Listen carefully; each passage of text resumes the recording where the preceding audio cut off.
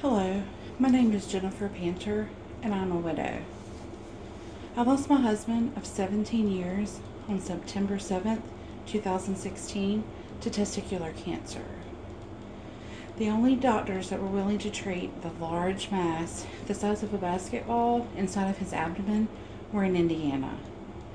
So we traveled from South Carolina to Indiana on August the 23rd, 2016, as his surgery was scheduled for August the 25th, 2016.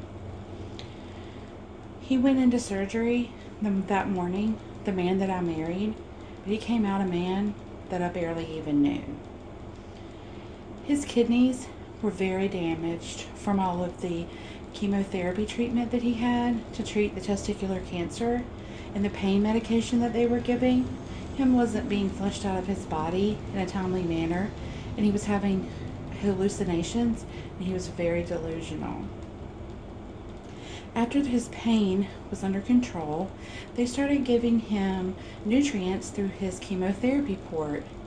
But little did they know, he had an infection in his port, and it was being carried all throughout his body, and he became septic. On September the 5th, 2016, as I sat in his hospital room speaking with him about rehabilitation options, he coded.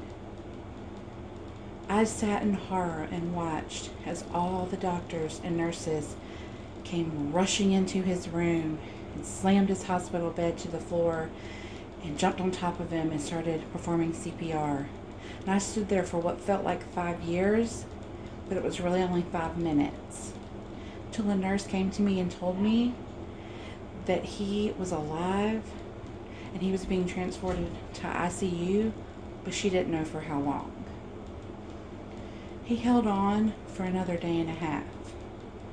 But on September 7th, 2016, I had to make the decision to turn off the medication and the machines that were keeping him alive.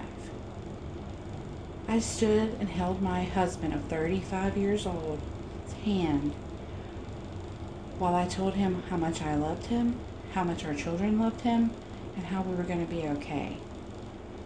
Then at 8:01 a.m., he took his last breath. That was the hardest thing I had ever had to do in my whole entire life.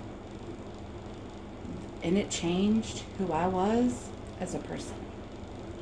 This is my story of a defining moment in my life, and it changed me forever.